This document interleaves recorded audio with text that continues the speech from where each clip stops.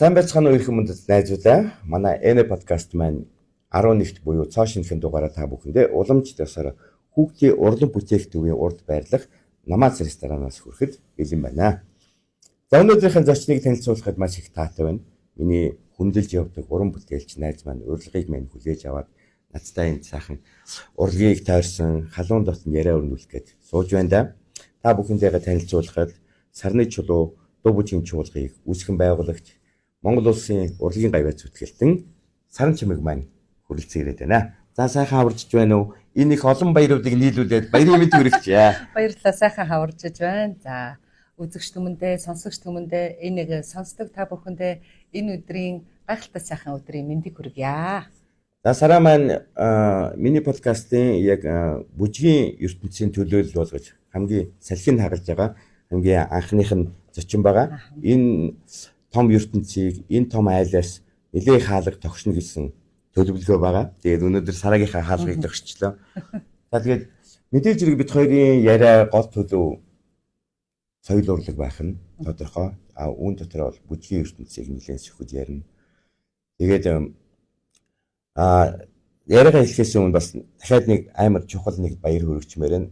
Одоо яг үдийгээс жилийн өмнө 2024 онд сар чимээ баярын үеэр Монгол улсын урлагийн гавьяа зүтгэлтэн гэсэн энэ эрхэм цол хэрэгэм хүртсэн байгаа. Тэгээд түүнээс чин сэтгэлээс баярын мэд хүргэмээр байна. Баярлалаа найзаа. За тэгэхээр юуны өмнө бид нар өнөөдөр үзэгч түмэндээ бүжгийн ертөнц, за урлагийн ертөнцид өнөөдөр бүжгийн урлагийн үүрэг оролцоо гэж юу юм бэ? За тий бүжигтэй холбоотой бүгдийг бид нар ярьдаг юм уу гэд хоёлаа бас сайхан ярьж илаа. За манай Сарны чулуу дуу бүжгийн чуулганы хувьд бол 2000 онд байгуулагдаад маш олон уран бүтээлүүдийг бид нар хийсэн хувийн анхны юм чуулга байгаа. За сүүлийн 3 сар бол 3 жил бид нар уран бүтээлтэй бас тодорхой шалтгааны улмаас яг тоглолтоо ингээ үзэгч түмэндээ хүргэж чадаагүй. Гэхдээ тун удахгүй бид нар маш гоё одоо уран бүтээлтэй та бүхэнтэйгээ уулзна гэж одоо итгэж найдаж байна. За найдахаас гадна бид нар бас хийж хэрэгжүүлэх асар олон зүйл байгаа болохоор тэрийг цаг тухайд нас найзтай хэлье бас бусад түмэнд маань хөргөж өгөөрэй гэж хүсэх байна. Зааварч хүзэгнэ. За бүжгийн урлагийн тухай гэх юм бол за Монгол хүн болгон бүжигчин. Дэлхийн хүн төрөлхтөө өөрсдөө ч бүжигчин. За урлаг дотор хамгийн их юм олуулаа суралцдаг, олуулаа нийлж бэлтгэл хийдэг тэр мэрэгжил бол бүжгийн мэрэгжил гэж хэлж болно. Өөрөөр хэлэх юм бол хөгжим бүжгийн дунд сургууль гэж байхад бид нар зааландаа эрэгтэй эмэгтэй одоо ингээд хуваагдаад дасгал хийдэг ч гэсэн дараа нь бөөнөрөд нийлж агаад дасгал бэлтгэл сургуультай ингээд маш олон цагаар ингээд хийдэг. За хөгжимчд бол багштайгаа ингээд хоёлаа хийчдэг. За дуучид бол бас багштайгаа хоёлаа ингээд хийчдэг. За дараа нь яг хөгжимчд бүжигчд энэ төр дуучид энэ төр өөрөөсийнхөө нөгөө өрөөндөө нийлсэн тийм оркестр энэ төрийг нийлээд ингээд хийж байгаа. Бид нар бол ерөөсөө яг бүжигчин мэрэгжлийн бүжигчин болохын тулд бүр 7 жилийг зарцуулдаг. Одоо бол 5 жил болчиход байна.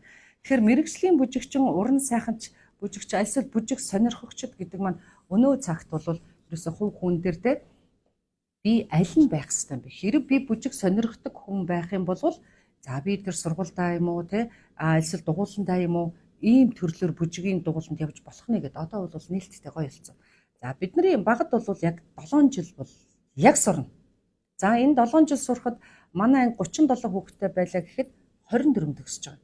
Тэгэхээр бүжгийн мэрэгжил бол зааланд ингээ бүгдээрээ хамтарч ордог учраас маш нэгдүгürt нийтэж хоёрдугаарт нарийн мэрэгжил учраас бусад урлагийн мэрэгжлийн хүмүүс дундаас хамгийн түрүүлээд 20 жилээр тэтгэврт гардаг юм. Тэгэхээр энэ нарийн мэрэгжлийг эзэмшихийн тулд бид нар хар багаасаа хөлөө, нурууга, толгоогоо, за гидсээ, өксөө яаж татах юм, яаж хийх юм. Энэ мэрэгжлийг бид нар сурснараа тайзан дээр яаж гарах юм? Ардын бүжгийг бол мэрэгжлийн өндөр түвшинд одоо ингэж хийж сургал мэрэгжлийн бүжигчин бэлтгэхийн тулд асар их хугацааг улс орн маань зарсан. Тийм ээ улс орн маань одоо бидний төлөө. Энийг бид нар эзэмснээрээ өнөөдрийн нийгэмд байгаа та бүхэндээ бүжгийн урлаг болоод соёл урлагаар бид нар соён гэгээд өөр ихтэй болсон. За 3 дугаарт гэвэл өв уламжлал соёлыг бид нар бат хамгаал зогсож за гажихгүйгээр одоо жишээлбэл ардын бүжигнүүдийг ингээд жоохон гажуутай хийж байгаа төрлүүд харагдчихэдэг хүмүүс одоо тэр бол дэгдэгчээсэл болж байгаа байх л да. Нөгөөтэйгэр гэх юм бол хит ингээд нөгөө юм бүхэн маань глобалчилсан те. Би энийг л хийх ёстой, энэ театрт л энийг тавих ёстой гэдэг ийм нэг дүр зураг бол харагддаг. Гэхдээ тэндээс Монгол үндэсний юм бол мэдээж харагдаж байгаа. За тэгээд явцын дунд бүжгийн маань одоо төрөл жанрууд бол их олон болсон. За одоо сонирхогчдын хувьд гэх юм бол одоо хүн домог гэдэг маш гоё бүжгийн фестивалыг 3 сарын сүүл юм уу 4 сарын ялсан гэж хийдэг залуучууд байна. За тэд нар маань бол бүжгийн ортой ялангуяа орчин үеийн одоо бидний хэлгээр бол нөгөө цэнгэнд бүжиг орчин үеийн бүжиг гэдэг те тэднийг бүр мэрэгжлийн хэмжээнд бүр багаасаа сураад хийгээд одоо бүр ингээ олон улсын төвшөнд хүртэл хийцэн.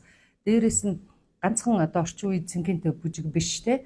За ардын бүжиг гэх мэтчлэнгийн олон бүжиг жанруудыг оруулаад маш гоё тийм тэмцээн уралдаан зохион байгуулдаг болсон. Энэ бол үнэхээр талархав штэ гэж би бодож байгаа. Энд чинь танаа зөвлөс зохион байгуулдаг үү? Үгүй манай зөвлөл биш шүү дээ. Тийм манай бүжгийн урлагийн зөвлөл болоод ирэхээр зэрэг яг мэрэгжлийн бүжигчдэд зориулсан зөвлөл байгаа. За бид нар бол 2008 онд он хүртэл одоо энэ зах зээлийн шуурганд бүжигчид чинь бас ингээд яг л жирийн хүмүүстэй адилхан 50 насаар юм уу те 55 60 гэд тэтгэврт гардаг ийм байсныг манай зөвлөлийнхэн бас санал оруулсан тухайн үед одоо хуульд нэмэлт өөрчлөлт энэ төр оруулахад нь бид нар өөрсдийнхээ саналыг явуулсан. Тийм болохоор зэрэг одоо бүжигчид маань 20 жилээр тэтгэврт гардаг болсон. Энэ бол үнэхээр урд нь бол бас байсан л асуудал шүү дээ. Тэгээд нэг зах зээлийн шуурганаар жоохон те нааша цаашаа болцсон. Бүжигчид 20 жилээс илүү бүжиглэх ямар ч боломж байхгүй. Энэ шинжлэх ухаанаар нотлогдсон. Нотлогдсон. Үнэхээр хүнд мэрэгжил бөгөөд нарийн мэрэгжил. Жишээлбэл та бүжгийг зорж очиж л үзэн гайхамшигтай. Тэр ягаад гэвэл хүн өнөөдөр ингээд подкаст сонсох юм уу, за радио сонсох ч юм уу те сонсоод тэр дууг бол ингээд сонсчихно. За Монгол Улсын гавьяач жүжигчин жавхланд болж байна гэл ингээд сонсчихно тийм ээ. За маш гоё ингээд нэг хөгжмийг бас сонсчихно. Хиний ч хөгжим байдгийн сэродын хөгжим. Ямар ч насныхан сонсч. Бүжгийг та сонсож чадахгүй. Заавал очиж үзнэ. Энэ чинь өөрөө бид нар тэрийг илэрхийлэхийн тулд биеэр бүгдийг илэрхийлэхийн тулд маш нарийн мэрэгжлийг ингээд дасгал сургуультай эзэмшиж байгаа учраас энэ бол гайхамшиг. Тэгэхээр маш гоё урлаг тийм ээ. Бүжгийн урлаггүйгээр ер нь бол урлагийг төсөөлнө гэж байхгүй. Угаасаа ч энэ чинь дэлхийн хүн төрөлхтний тулгуур 3 урлагийн чинь нэг нь үсттэй. Яг үнэ. Тэгээд ирэхээр одоо юу гэдгийг хүмүүс бол маш олон ингээд нөгөө балетийн дугуулангууд нэгдсэн байна. За сургууль болгон ингээд өөрийн гэсэн бүжгийн багштай, бүжгийн дугуулантай болсон байна. Энэ бол сайн хэрэг. Маш сайн хэрэг. За хоёрдугаар гэх юм бол цэнгэд бүжгийн асар олон дугуулангууд бас үйл ажиллагаагаа явуулж байна. Тэнд насны хүмүүс бүжгэлж байна. Нийтийн цэнгэд бүжгийг одоо 60-та, 70-та, 80-та гэл те маш олон хүмүүс бүжгэлж байна. Тэр тэдгээр хүмүүс маань нэг орчинд яг нэг гэр бүл шиг болж бүжиглээд нэгдүгээрт эрүүл мэнд, хоёрдугаарт хүн мэдээж нас ингээд жоохон яваад ирэхээр зэрэг хамт олон хэрэгтэй. Найз нөхөд хэрэгтэй. Амьдралынхаа итгэх тэр чанартай амьдарч иж тэр хүн өөрөө урт наслан те. Тэгэхээр тэр болгонд бол бүжиг бол маш сайнаар нөлөөлж байгаа. Мэргэжлийн бүжиг гэх юм бол бүжигчин нэмүү бүжиг гэж ярих юм бол хоёлаа бас хэтэрхий их нэг онл яриа л те. Өөр ингээд дасгалсан бол бүр багаас нь ч юм уу ингэж ярих юм бол бас чивтэр юм цаг бас хөрөлцөхгүй байх гэж бодож байна. Одоо би санаж танаа үед ч гэсэн одоо жишээлбэл чиний хөгжим бүжгийн тухай нэр томьёолоор нь дуудахад хөгжим бүжгийн дунд сургуулийн босхийг яаж алхаж ирсэн? Хэдэн онд хэдэн настай та? Ардын бүжгийн ангид орохын тулд 1985 онд шалгуулад тэгээд 86 онд бид нар орж исэн. Тэр чинь нөгөө энгийн дунд сургуульд багт чинь шалгалт аваад байгаа. Тэгэхээр энэ би юу асуух гэдэг нь хэрүүцлээсээр дээрүүд ингээл энэ процессыг явуулдаг гэсэн юм. Ингээд дунд сургуулиудаар талантуудыг хайгаал сонсгол ингээд зөвхөн бүжигчин биш, хөгжимчин, дуучин бүгдийн тийг шалгаруулад олоод авчдаг гэсэн. Өнөөдөр энэ систем ажиллаж байгаа юу? Ажиллаж байгаа. Гэхдээ би яг хөгжим бүжгийн дунд сургууль дотор одоо хуучин бол өдөртөх зөвлөлт нь ажиллаж байсан. Одоо бол байхгүй болохоор би яг мэдэхгүй байна. Ямар тач сонгон шалгаруулалт авах нээлттэй ингээд бүх ингээд юугаар явж идэг тий. Зар сурталчилгаа бол явж идэг. Тэгээд 21 аймагаас энэ гэдэг ингээд хүүхдүүд ирээд бас шалгуулдаг юм байлээ. Ерөн нь бол хуучин багш нар бүр зорж очиж тэр аймаг дээр нь зорж очиж байгаад бүр ингээд олон хүүхдээ шалгаж аваад те жинхэнэ авьяастан гэж юм бэ, ардын авьяастан гэж юм бэ. Дуучид хүртэл тийм шүү дээ те. Олон гоё дуучид бүгдээрээ тэр шалгаруултнуудаас ингээд төрөөд гарчихсан хүмүүс байдаг. Бүжигчд бас яг дээхний үед бол тийм байсан. Бидний яг тэр 80-ад оны дунд үед бол бас л яг тийм хэлбэртэй байсан. Яг манай ангид нэг миний урд суудаг нэг хишиг далаа гэдэг нэг хөөрхөн шар охин байсан. Тэгээд тэр би хөгжим бүжигч шалгуулсан чинь намайг жоохон болцгоор тарган гинэ гэж надад ярьж ирсэн. Бид нар ягаад тэгэхээр сургуулийнхаа нөгөө бүжгийн дугууланд явдаг байсан болохоор чи шалгуулахгүй мүү гэд. Тэгээ би ээж авдаг бүжигчд хэлсэн чинь өө яна шалгаруултнаас оцрох гэж штэ явъя гэж маргааш навц яг хамгийн сүүлийн өдөр болж таарсан. Тэгээ тэр үе чинь нэг 7-800 хүүхд шалгуулад тэндээс яг 37-ыг нь аваад. Тэгээ манай ангид чинь 37 хүүхэд мөртлөө за сэлэнгээс, зүүн хараагаас, дархнаас ч гэдэг юм уу те. За тэгээд өөр ангиудад ч гэсэн одоо энэ тентхийн холын аймагудаас энэ төр гэдэг хүүхдүүд ирээд бид нар 37 хүүхэдтэй нэг анги ингэж бүрдэж байсан. Одоо ч ихэр нь яг тэр нөгөө багын ангийн хүүхдүүд те нэг л анги миний нэг тийм хар байдаг байхгүй. Яг нь 80-ад он 90-ад оны ишүүн үе хүртэл нэлээд тийм анги дүүргэлт хамар хүрээнд өргөн байсан болов. Одоо юм ингээд бас хит их хөгжөөд залуучууд өөр ертөнцийн карьер тавих гад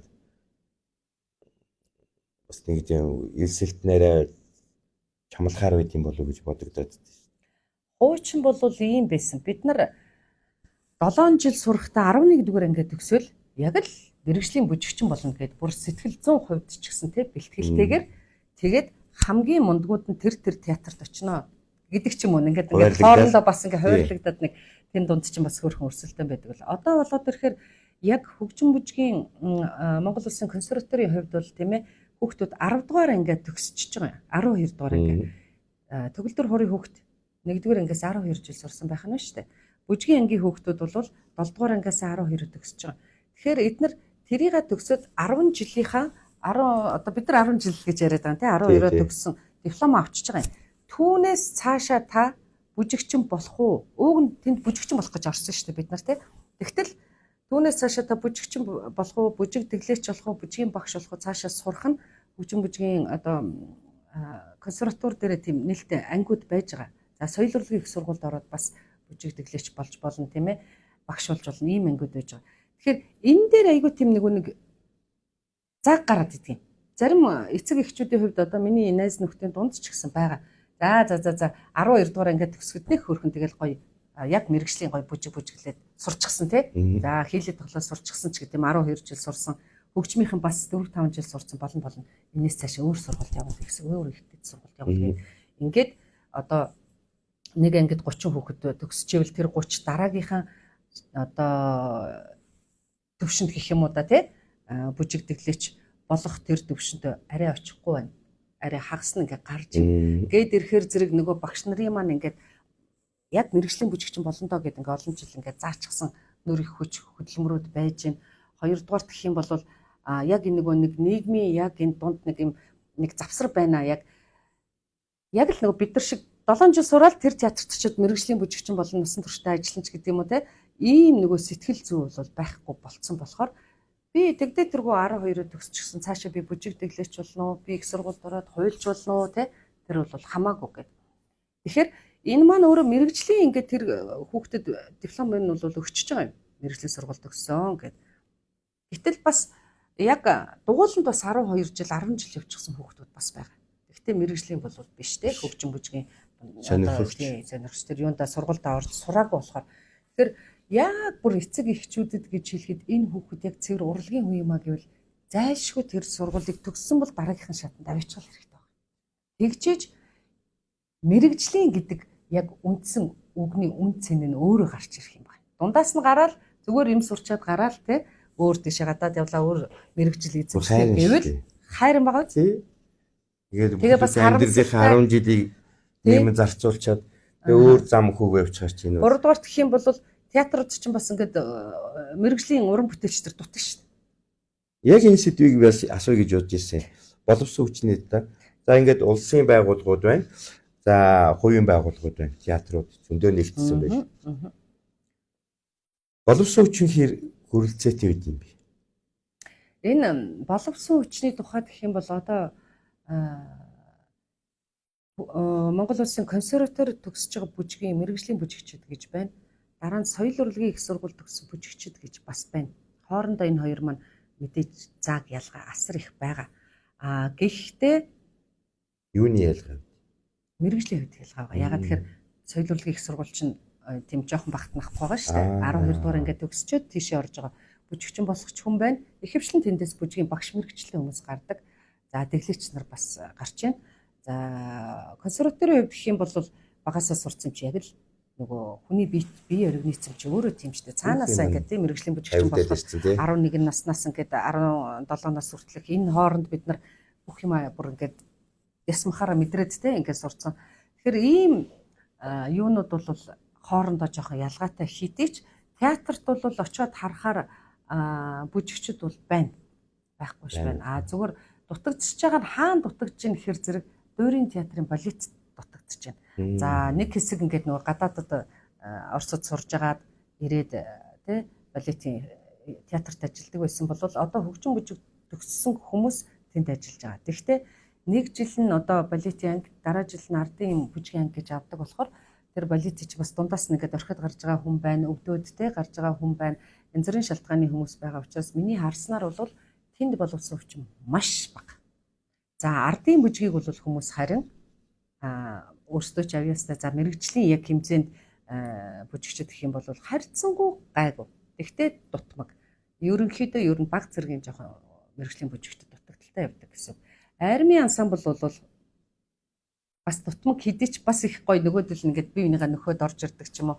Одоо тэнд орж байгаа бүжигчдийг өстө шүүсэн өстө бүр нам шахаад л одоо армийн ансамбл бол гачин гоё штэ. Ардын дуу бүжгээс бүх зэргийн дуу бүжиг рүү ингээд холбогт арай дүтээдэг баха тийм ингээд яг түрүүнд дурдсан сонгодог хэлбэр бол дахин давтагдчихгүй энэ айгүй хэцүү. Тий ойлгомжтой. Ардын бүжгийн хүн одоо ардын бүжиг хийж байгаа балетын бүжигчин болно гэж бол байхгүй дээ. Байхгүй тийм байхгүй. Ер нь баг гэдэг юм байхгүй. Ерөөсөө л сонгодог бүжгээр төгссөн хүн бол сонгодог бүжиг. За бид нар 1995 6 оны үед баха яг энэ нөгөө юуны наадан болоод тэгээ наадан болоод бид нар тоглолтод орсон чинь цэргийн бүжгийг ардын бүжгийн чулга цэргийн ансамбл хоёр нийлээд ингээд бүжиг хийх хэрэгтэй болсон байхгүй. Тэгээд бид нар яг цэргийн бүжгийг бүжиглэх гэсэн чинь тэр манер нь ерөөс орж ирэхгүй. Цэргийнхэн чинь ингээд жаггалчихсан. Тэгээд ингээд мөр зүрийн тэр хөдөлж байгаа нэг ондоо маш гоё маш гоё. Тэгээд бид нар бүр тэрийг хийх гэдэг нөгөөдөл чи биднийг хараад энийгээд байгаа байхгүй. Бид нар эсрэгээр тэднийг харахаар юу харж ийнө гэхээр зэрэг тэд нар бол ардынхыг хийчдэг. Цэргээ хийчдэг, цэргийн бүжгийг хийчдэг тий. Гэхдээ ардын бүжгийн манер гэдэг юм бол зөвхөн ардын дүүжиг чуулгад ажиллаж байгаа хүмүүс л байдаг. Ардын дүүжгийн чуулга чинь өөрөө би одоо ардын дүүжгийн чуулга ярьчлаа уучлаарай.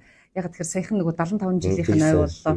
Ардын дүүжгийн чуулгад ажиллаж байсан болохоор одоо бол үндэсний дүүжиг эрдмийн театр шүү дээ. Тэгээд тэр ардын дүүжгийн чуулга маань өөрөө Монгол үндэстэн, угсаатаны, язгууртаны одоо бүгдээрийнхэн тэр судалгааны төв гэж хэлж болно. Тэнд бол яг бидний одоо жишээлбэл казактууд болмоор байна гэвэл тэндээс судал, тэндээс хар, тэндээс мэдэр. Тэгээд тэр казактууд дуулдаг бүр ингээд нөгөө өөрөө яг казак хүн шиг болчихсон сайхан дуулцууд байж ин жишээ. За тэгэл тэр гоё торгууд маньяртай яаж дуулдгийг те. За үзэмчингээр яаж дуулдгийг гэх мэтчлэнгийн тэр бол ардын дүүжгийн чуулга гэдэг нэртэй үндэсний дүүжиг эрдмийн театр гэдэг нэртэй боловч тэр бол маш гоё судалгааны төвн өөрөө тэнд байж байгаа л гэдэг болгож байна. Соёлын том цүм байна шүү дээ. Цүм байна. Тийм. Тэргүүгээр өнөөдөр Монгол улсын ер нь ямар ч урлаг соёлыг бол төсөөлөх арга байхгүй. Чи манай Монголын бас нэг том дархлааны том цүм байхгүй. Яг үнэн. Тэгээд манай Монгол улсын одоо гадаад дотоодод сурталчлахад хамгийн том үүрэг гүйцэтгэдэг бас театр маань шүү дээ. Би бол өөрөө тэр театраас салбарлан гараад одоо сарны чулуу дуу бүжгийн чуулга гэж байгуулсан. Манай сарны чулуу дуу бүжгийн чуулга бол үндсэндээ яг одоо ардын дуу бүжгийн чуулгын тэр жанраар гэх юм уу те тэр манераар гэх юм уу яг тэрүүгээр уран бүтээлийн хийдэг. Зарим нэгэн театр энэ төр бол арай жоохон модерн талтаач байдаг те. За арай нэг ингээ өөр талуудтай байдаг. Миний хувьд бол яг эндээ ажиллаж байсан болохоор яг л тэр бүр ингээд нөгөө манерод ээж штэ тэр үндсэн угсаатны тэрийг алдахгүйхэн шиг авч явах юмсан. Тэрийг л бас бид нар бий болгох юмсан гэдэг ийм одоо зорилготойгоор байгуулагдсан. Тэрнээс хит их ингэж нөгөө авангард юм уу модерн тал руугаа ингэж хазаа хийж бол бодоагүй. Гэхдээ уран бүтээлд бол олон уран бүтээлийг тавьж иж уран бүтээлчдийн бас ингэж нээлттэнд болж идэг. За чуулга ярьсан юм чи бас чуулга тойрсон ганц хоёр асуулт бэлдсэн. За нэгдүгээрт аливаа эмчийн юмны эхлэлээр нэр байдаг. Яагаад ийм нэр өгсөн юм? За хоёрдугаарт одоо 20 гаруй жилийн нүүр үзэж байгаа сарны чулуу дуужгийн чуулгыг яагаад үүсгэн байгуулах болсон юм? Монголын анхны хувийн чуулга шүү дээ. За арилжааны гэсэн үг шүү дээ баг тийм. Ерөөсөө цэвэр. Энэ хоёр асуулт байна. За нэрний хувьд яагаад ийм нэр өгсөн юм? За нэр гэх юм бол яах вэ? Ерөнхийдөө нөгөө саран чимэг гэдгийг утгаараа хоёрдугаарт надад бол саран чулуу ээлтэй чулуу юм. Тий хүнд нэг ээлтэй чулуу гэж байж идэг шүү дээ тий. Яг тэр үгээр ингэж өгчихсөн. Тэгээд тийм болохоор нэрийг уншичаад байна уу? Ийм чулуу байд юм багтаа гэдэг бас хэд оног судалж үзлээ байд юм байна. Айгуу гоё юм. Цагаан усан цагаан майт өнгөтэй гоё чулуу. Тэгээд яг тухайн үед бол яг тэр дүр төрхөөр би яг юу хийжсэн энэ театрынхаа нэрийг өгчсэн. За байгууллагын хувьд яагаад байгуулагдсан бэ гэхээр одоо 97 онд компани байгуулчаад байж хат яг зах зээл үүсгэсэн ороо бусгай те ингээл нэг уран бүтээлчд ховор за гэхдээ Монгол оронд бас шинэ юм хэрэгтэй. Би өөрөө урлагийн хүн байна. За элдв 7 одоо нөгөө янз бүрийн бизнесийг бол хийж мэдэхгүй компанитай байлаа ч гэсэн бас чадахгүй. Ерөөсөө надад хамгийн ойр дөтөм сурсан зүйл маань бол урлаг. Тэ тэр дундаа бүжиг. Тийм байсан. За тэгээд сарны чулуучлалыг байгуулах ийм сэтэл санаа орж ирээд тэгэл байгуулсан да. Маш их одоо энэ 20 гаруй жил ярьж байна. Энэ хугацаанд чи маш их дээд сургууль төгссөн. За бүжигэнд хайртай дуртай бүх залуучуудыг нэг дээвэр доор цуглуулж ажлын байраар хангадаг байсан. Айгуу том буйны газар шүү. Ер нь манайхан энэ тийм таарлахад нэг хөөрхөн штэ. Зарим нь өөр театр чуулгад орсон, зарим нь гадаад дотоод явсан хүмүүс байж байгаа штэ. Тэгсэн ч гэсэн сайн байна уу захирлаа гэл. Тэдний хувьд бол дөнгөж сургууль төгсөөд иржсэн болохоор тэдний хувьд би захирал нь мөн хамт уран бүтээл хийжсэн. Тийм болохоор зүрх сэтгэлд нь одоо ч гэсэн байж идэг. Тийм болохоор би өөрөө бас айгүй баяртай байдаг. Тийм. Тэгээд сая нөгөө яг хоёр уучлаарай. 2-3 жилийн өмнө яг манай ингээд нөгөө складанд яг коронавигийн дараа ингээд нөгөө гал гараад бид нар бүх хувцас шатсан. Тэгээд тэрийг ингээ ахаад ингээ хийхэд надад тодорхой хэмжээний бас хугацаа хэрэгтэй. Тэгээ эн чинь бас хөрөнгө мөнгөтэйгээ бас холбоно тийм ээ.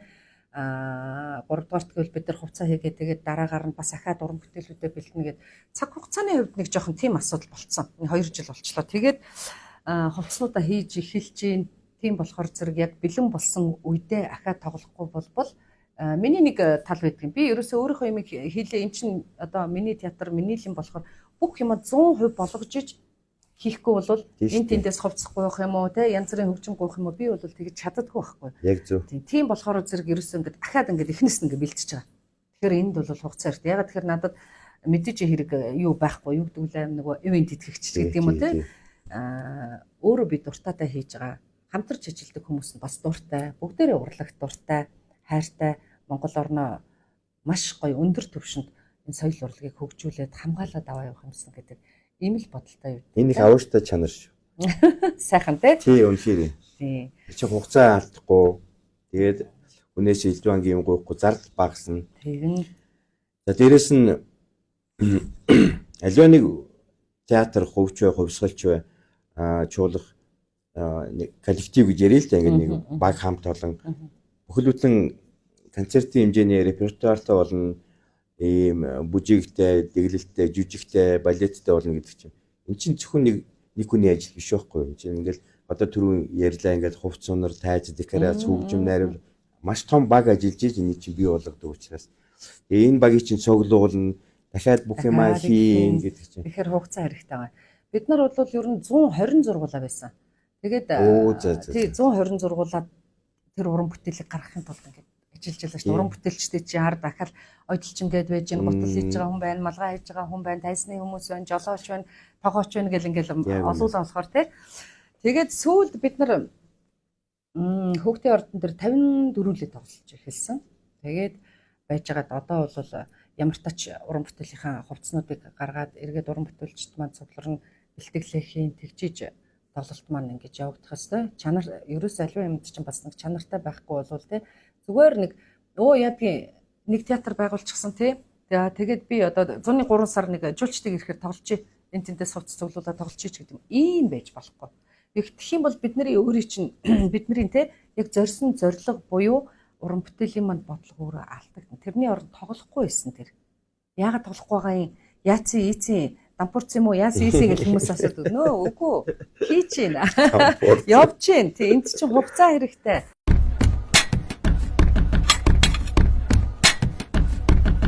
Би түрүү хэлсэнчлэн тэгэж гуйгаад л нэг юм гуйгаад л та нар төдөлөө ирээд нэг хөгжмөө яриад ирээд энд нэг хөдөл. Одоо нэг тийм нэг хүмүүс бас байна. Жуулчдыг ирэхээр яг хөө тэр муу биш шүү уучлаарай. Нийлээ хэсэг хүмүүс нийлээд уран бүтээл хийгээл зундаа тоглолцоол бай бай те байхгүй буцаад нэг хаврдаа цуглаал зундаа тоглоол ингэдэг. Яг хөө тэр бид бол тийм биш. Дөрөв үлрэлэх байсан. Жилийн дөрөв үлрэл тоглодог. Жилийн дөрөв хизээч байсан. Явж зэрүүлээ.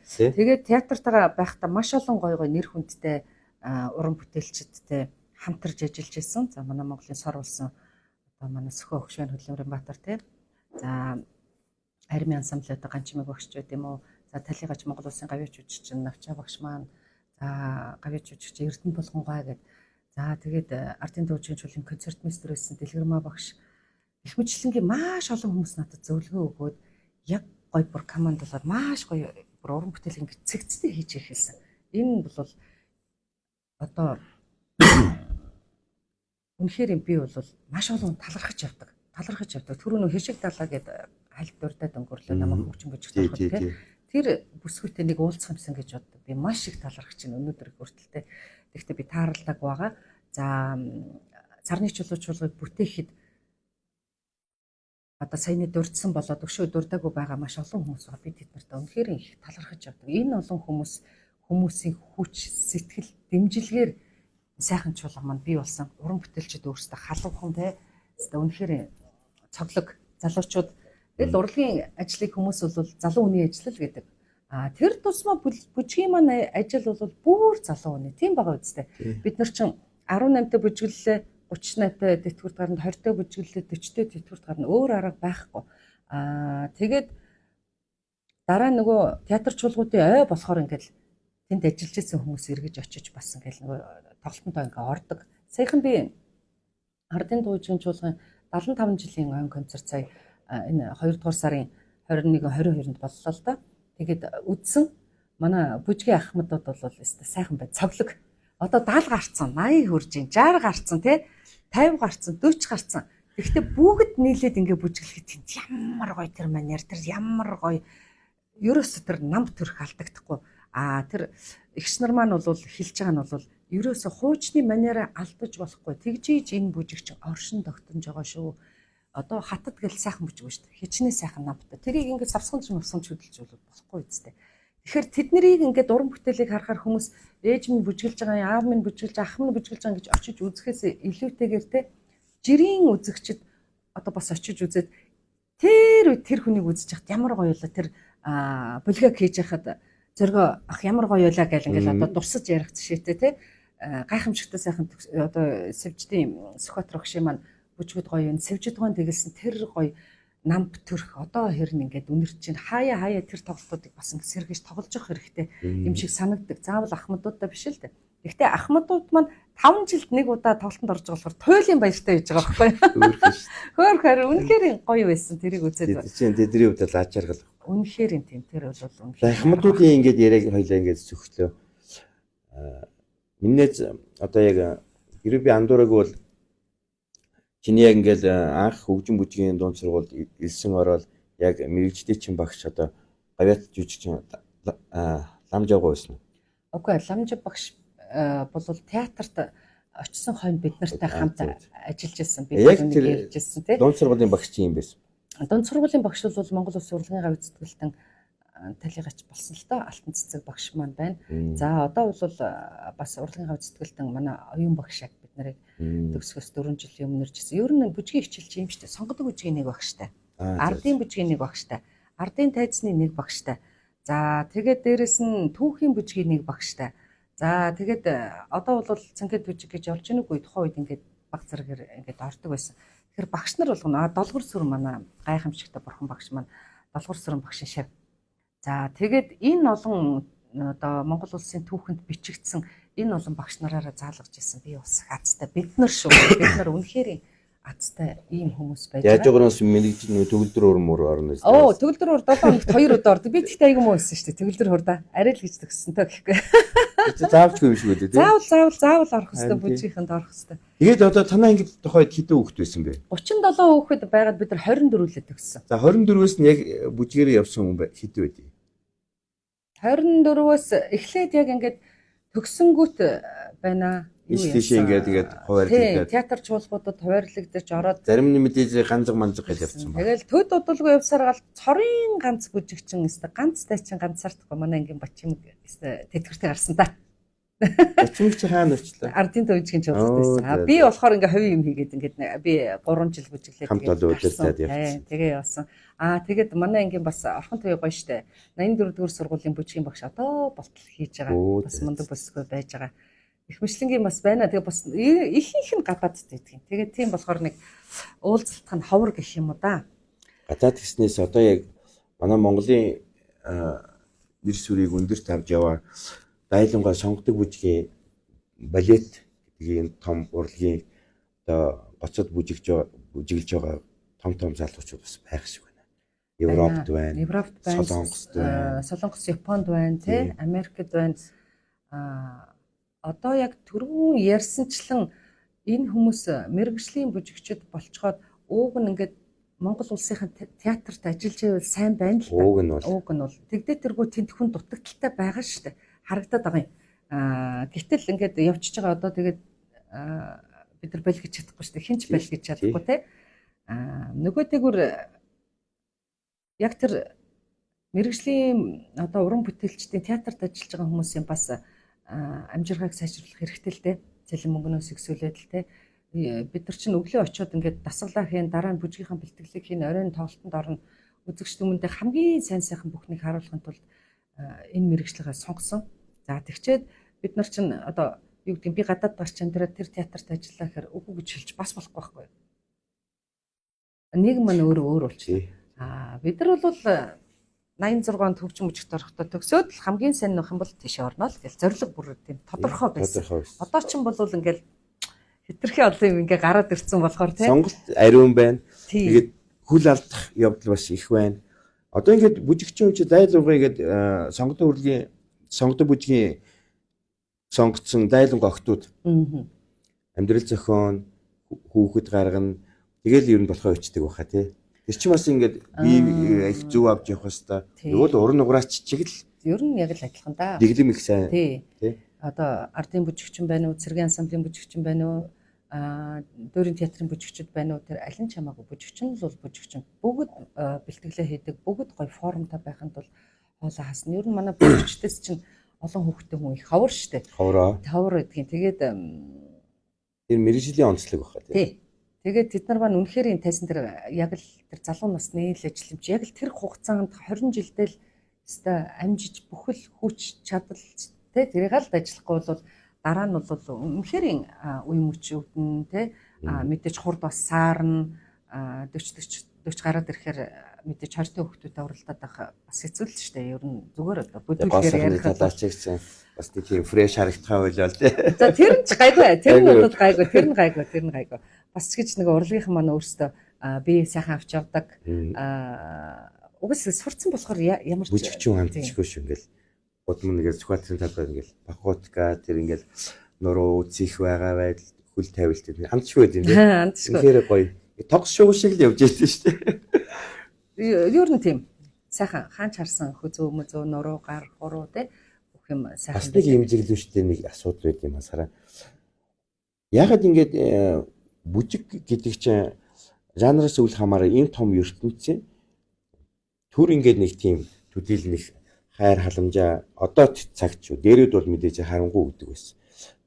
Дутмаг байд юм шиг санагдаад. Энэ том салбараас яагаад ингэж хүмүүс төрдөггүй? Одоо гавьяат жишээлбэл яагаад энэ хүмүүсийн хөдөлмөрийг үнэлдэггүй юм бэ? Төдийлнэх. Ёстой сайхан асуулт. Би бол энэ тухай ярих маш их дуртай. Яг тэгэхээр би судалгаа хийж үзэхэд байна. Монгол улсын хөдөлмөрийн баатар, ардын жүжигчин гэдэг том төрийн шагналуудыг байна шүү дээ. Тэдний ихэнх нь драмын театрын буюу одоо жүжигчд, кино жүжигчд буюу дуучин эзэлдэг юм байна. За тэгээд араас нь бас хөгжмийн зохиолчд эзэлж байгаа юм тий. Тэгээд араас нь дараагийн тэр нөгөө шагналууд гэдэг ирэх юм бол хөгжимчд ингээд яваад бас ингээд орчт юм байна хөөрхөн бас нэлээд хэдэн удирдаач нар ч гэдэг юм уу ингээд яваад орд юм байна. Манай бүжигчд гэхээр Монгол улсын хөдөлмөрийн баатар ердөө 2 хүн байгаа. Нэг нь талигаач Жамин Давггой, нэг нь манай хөдөлмөрийн баатар Сөхөө өгш манайж байгаа. За тэгээд ардын жүжигчин гэхээр ховор дөрийн театрт нэг 3 балиуда. За тэгээд манай ардын жүжигчин чуулгад бас зөөхөн. Гэтэл дуучид бол асар их байдаг.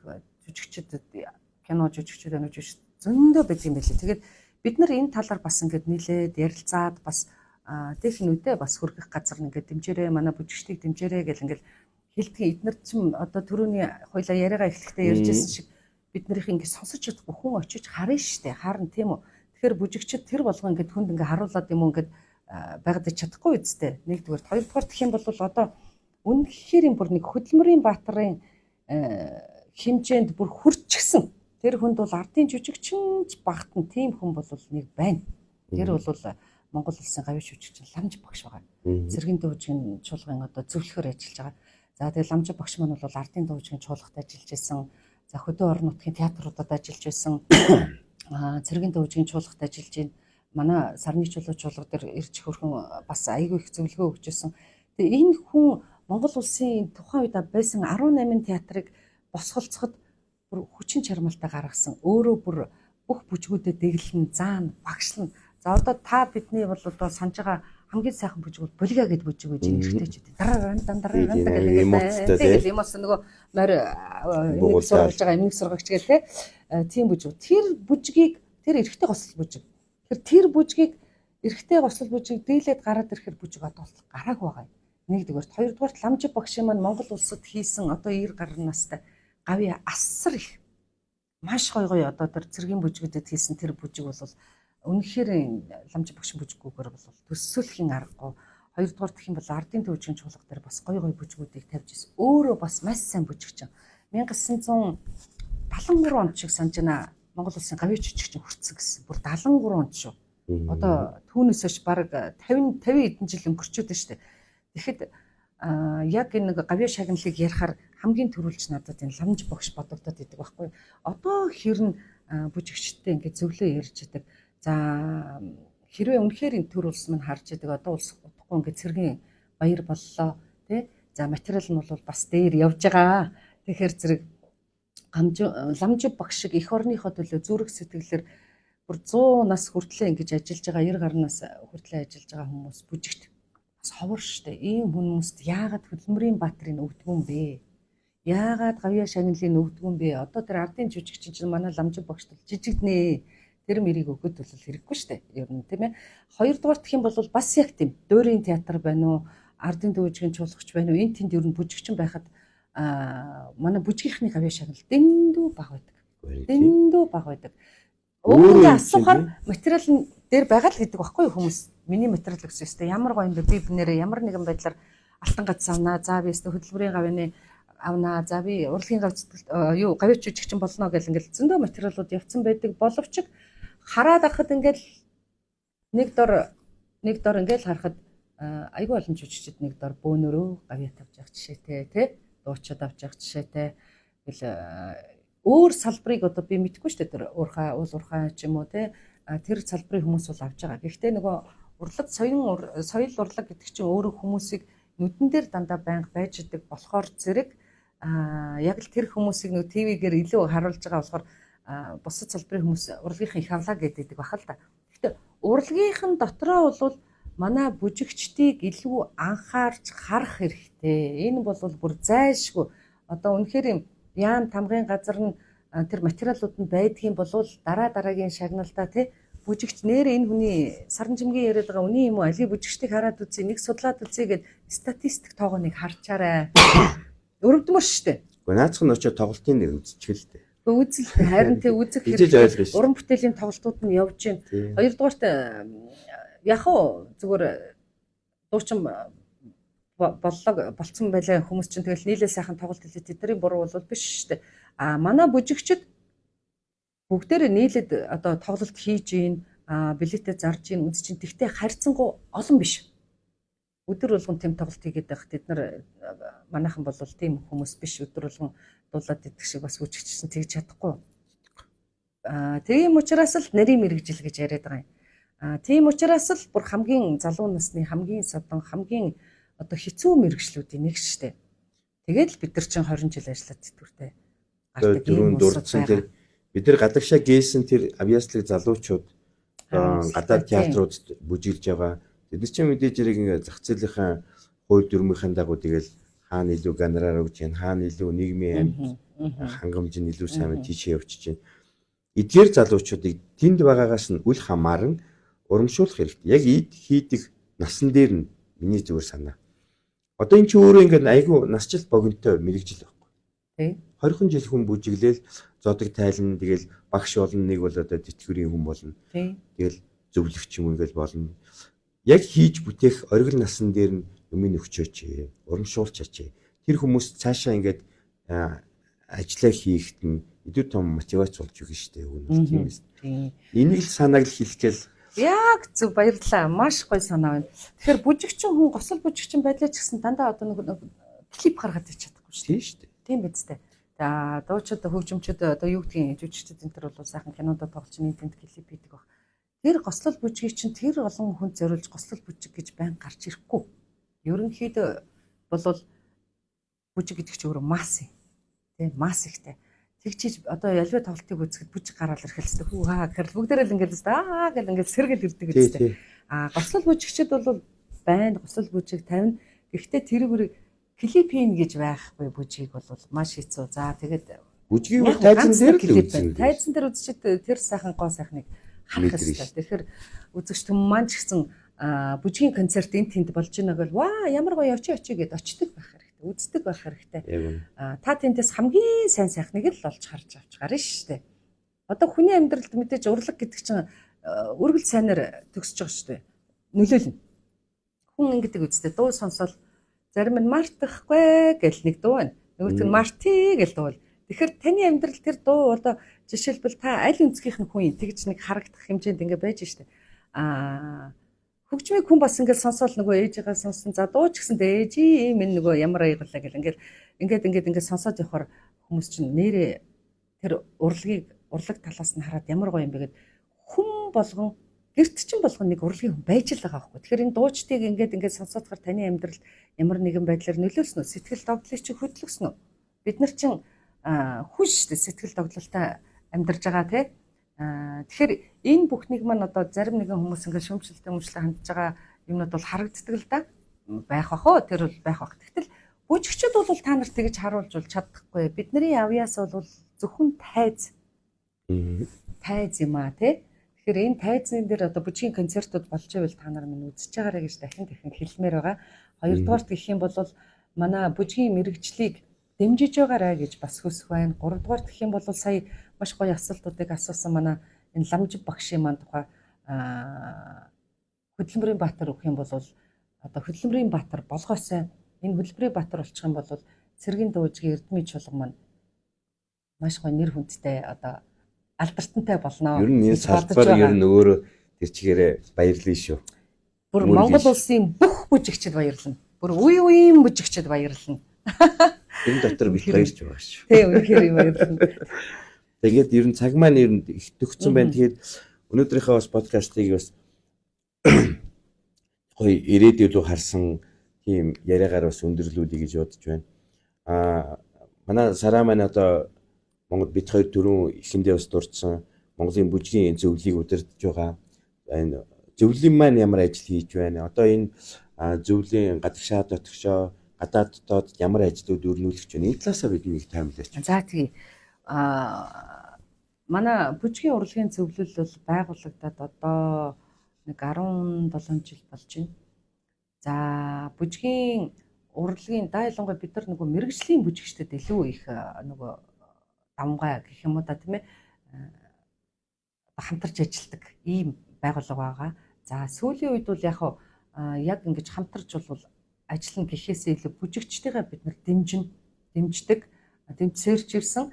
За эднэрийн маань одоо уран бүтээлд бид нар нөгөө төрийн бус байгууллага болохоор шууд уран бүтээлд ингэж тусдын болж чадахгүй ч гэсэн гадна дотны байгууллагуудтай холбож өгж байгаа ийм арга хэмжээнүүд байж байна. За олон улсын хуралд ч юм уу тийм ээ олон улсын тэмцээн уралдаанд бол холбож өгж байгаа. Харьцангуй манай бүжигчид өөрсдөө зохион байгуулах тийм чадвар сайтай улсууд болохоор манай зөвлөлгөө бас гоё бүгд ингээд одоо хавар болж байгаа болохоор бүжгийн маш олон тэмцээнүүд болно, маш гоё бүжгийн концертууд болно. Тэгээд хүмүүс ингээд бас ингээд өөрсдөө гоё нийлээд бас ингээд зохион байгуулцдаг. За манай зөвлөлийн хувьд гэх юм бол бид нар энэ намар гоё тэмцээн гэж мэрэгжлийн бүжигчдийн дунд зохион байгуулахаар саяхан бас ингээд ярилцаад байж байна. Дэлхийн бүжгийн өдөр бол 4 сарын 29-нд болдог.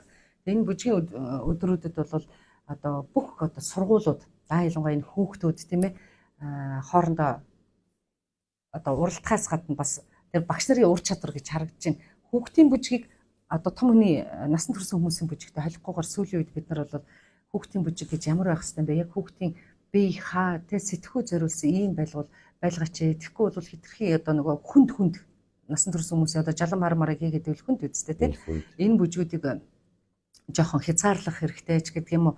За тэгээд дээрэс нь гадаадд байгаа их гоё олон энэ бүжигчид болоод Монголд байгаа энэ бүжигчдийн сор болсон бүжигчдийг цуглуулад бүжгийн гоё фото ном гаргахаар тэгтээ эрхчил гарна. Би одоо Францын тамга нийгэмлэгийн захиралтай яриад Монголд 2 удаа ирлээ. Би өөрөө ч Франц руу нэлээд явлаа. Бид нар одоо энэ ажилдаа орцсон гэдээ явж байна. За эндээ бол одоо төд удахгүй бүжигчтэй хэнийг оруулах вэ? За тэд нартай ингээд захиа явуулна. За бас сонгон шалгаруулалт хийн. Зүгээр би орын энтер гэдэг бол биш. Мэдээж яагаад тэгэхээр энд байгаа энэ олон бүжигчдээс чинь сор гэж бас хүмүүс байна шүү дээ. Бусдынхаа манлайлдаг, авьяастай, ундрахтай тий. Тэднэрийг түүхэнд мөхрүүлжүүлдэг. Бас ийм хүсэлтэй тэрнийхээ одоо ажлыг ингээ багаас нь эхлээд ингээд бид нар явж байгаа. Энэ ажлыгаа яг тухайн үед найз нь яг ингээ эхлээд ирэхээр бас танилцуулъя. Дараа хэрэг боломжтой бол танаа энэ гоё нэвтрүүлгийн подкастын цаг нь байдаг бол би яг бэлэн болоод ирэхээр хэлээд дахин оролцох боломж байвал тэгээд одоо сонсогчдтой гоё нээлттэйгээр бас энэ тухай ярина. Яг тэгэхээр битэрийн маань нэг 30-40 минутын цаг нь бас болж байгаа гэж би бодож байна.